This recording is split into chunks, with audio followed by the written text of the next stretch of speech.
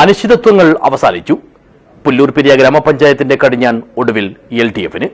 തിങ്കളാഴ്ച രാവിലെ നടന്ന നറുക്കെടുപ്പിലാണ് CPIMലെ ഡോക്ടർ CK സബിത പ്രസിഡന്റായി തെരഞ്ഞെടുക്കപ്പെട്ടത്. This news sponsored by Forever for everyone. Shobhika Weddings, Big Mall, Kanjangad, Kozhikode, Koilandi and Kutyadi.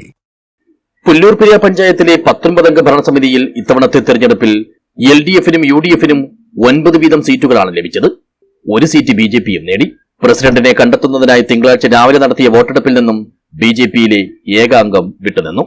ഇതോടെ UDFന്റെ പ്രസിഡന്റ് സ്ഥാനാർത്ഥിയായ ഉഷായൻ നായരും LDFന്റെ പ്രസിഡന്റ് സ്ഥാനാർത്ഥിയായ ഡോക്ടർ CK സബിതയും വോട്ടുനിലയിൽ തുല്യനിലയിലെത്തി. ഇതേ തുടർന്നാണ് നറുക്കെടുപ്പ് നടത്തേണ്ടി വന്നത്. ഇതിൽ ഭാഗ്യം CK സബിതയ്ക്കൊപ്പം നിൽക്കുകയായിരുന്നു. പഞ്ചായത്തിലെ 8ാം വാർഡ് പ്രദേശമായ അമ്പലത്രയിൽ നിന്നുള്ള ജനപ്രതിനിധിയാണ് പുരോഗമന കലാസാഹിത്യ സംഘം കാസർഗോഡ് ജില്ലാ കമ്മിറ്റി അംഗം കൂടിയായ CK സബിത. വിജയത്തിൽ അതിയായ സന്തോഷമുണ്ടെന്ന് സബിത പ്രതികരിച്ചു. അമ്പലത്ര വാർഡിൽ നിന്ന് വിജയിച്ച് ഇത് 2ാം തവണയാണ് സബിത പഞ്ചായത്ത് ഭരണസമിതിയിൽ എത്തുന്നത്.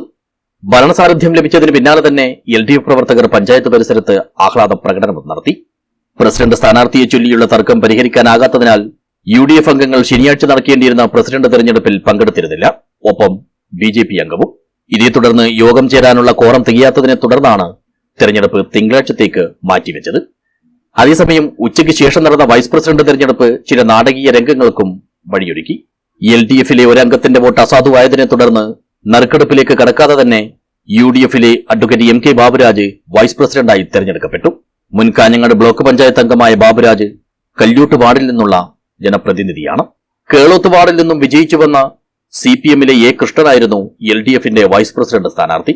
തട്ടുമ്മൽ വാർഡിൽ നിന്നും വിജയിച്ചു വന്ന LDF അംഗം നളിനിയുടെ വോട്ടാണ് വൈസ് പ്രസിഡന്റ് തെരഞ്ഞെടുപ്പിൽ അസാധുവായത്.